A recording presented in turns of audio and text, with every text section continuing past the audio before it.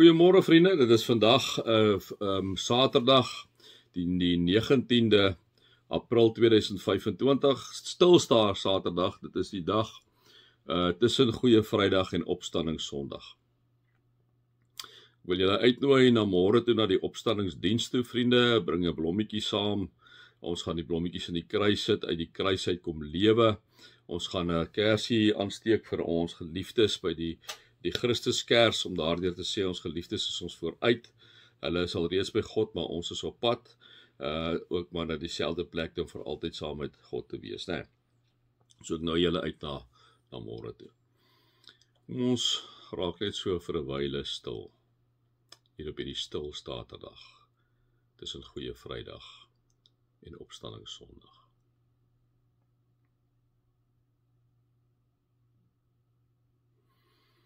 O Heilige Gees, dankie vir hierdie dag, herinneringsdag, aan hoe u disippels moes gevoel het in hierdie tussenindag. Dankie Here dat ons in die tyd wat ons leef nie in daardie onsekerheid hoef te leef nie, maar om te weet, Here, u het inderdaad opgestaan. Dankie daarvoor. Amen. Vriende, mag julle inderdaad genade en vrede en oorvloed ervaar, omdat julle God ken, Jesus ken en die Heilige Gees ken. Vriende, ja, ek wil vandag hê ons moet 'n bietjie meer stil raak net. Minder praat en net miskien so 'n paar sinsnedes vir mekaar sê. Onthou, die disippels het nie geweet wat ek en jy nou weet nie. So by hulle was daar totale onsekerheid. By wat hulle aanbetref is hulle rabbi dood. Jesus is dood. Hulle is in absolute ontwortelde, amper soos die Engelsman sê, disillusionment. Want nou hierdie ou wat hulle 3 jaar mee saam op pad gestap het, is dood. Probeer jou so 'n klein bietjie indink wat daardie onsekerheid behels. Dink jy vir 'n klein oomblik in waar ons nou vandag is, en dink jy in dat jy dink Jesus is weg. Wat gaan in jou hart om die oomblik as jy dink, maar Jesus is weg, hy is dood, wat gaan nou vir jou en vir my word? Is daar 'n hiernamaals enigsins? Bietjie van die onsekerheid wat die disippels ervaar het. Raak so 'n bietjie stil by God. Sit aan die voete van sy kruis.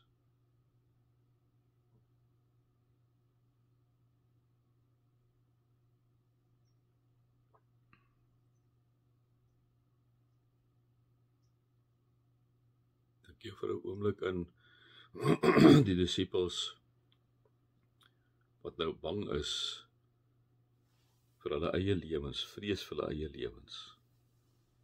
Hulle leermeester is nou doodgemaak. Hulle is seker volgende. Probeer 'n bietjie, weet dis baie moeilik, jou die angs inleef waarin hulle nou moes daar gesit het. Wat gaan vir ons word? Dink 'n bietjie daaraan.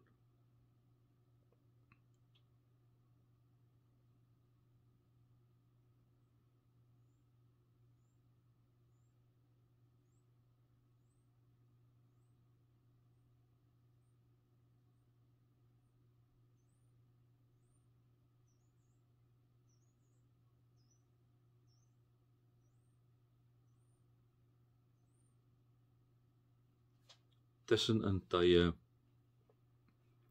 is van die moeilikste tye wat 'n mens in jou lewe kan hê. Tussen verhoudings. Tussen werke wat jy nie weet of jy 'n volgende werk gaan kry nie. Alle tussenin verhoudings. Verhouding nadat die tussenin tyd nadat jy 'n diagnose gekry het van kanker. Is in die tussentyd, hierdie onsekerheid,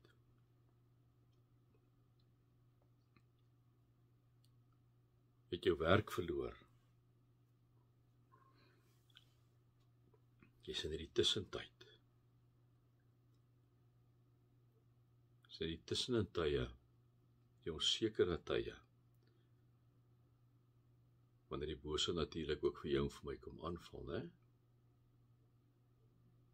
Vir ons te sê, soos wat hy heel moontlik vir die disippels gesê het, ja, julle rabbi is weg.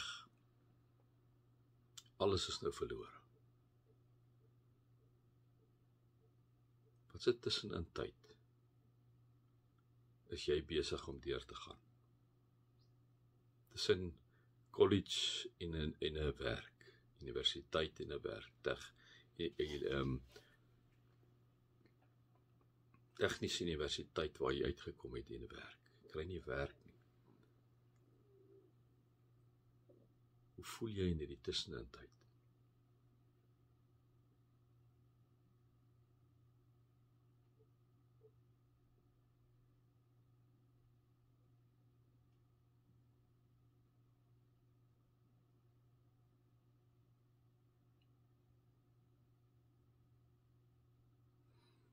So in hierdie tussenin tyd,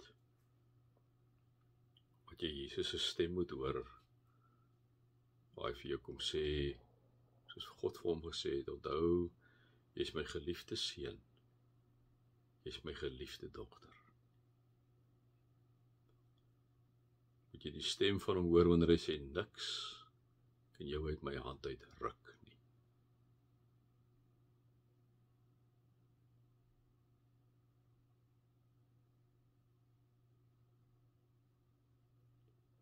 Moet jy beleef dat hy juis aarde toe gekom het en gekruisig is vir jou.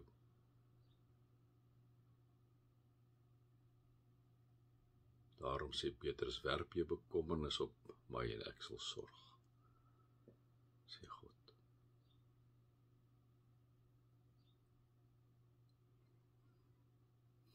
Dus in die tussenin tyd sê Petrus wat die duiwel soos 'n brullende leeu rondloop, om te kyk wie hy kan verskeur, those who have faith.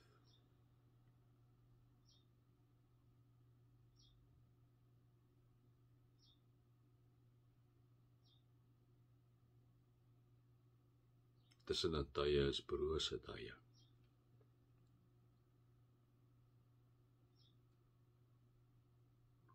Tye waarin ek en jy baie keer van ons moed gestroop word.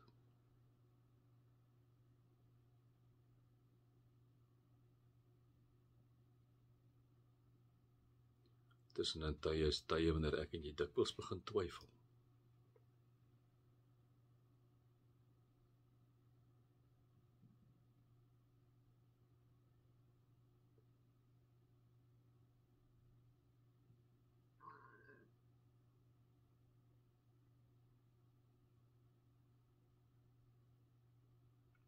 Die tussenin tye, kom sê God vir jou,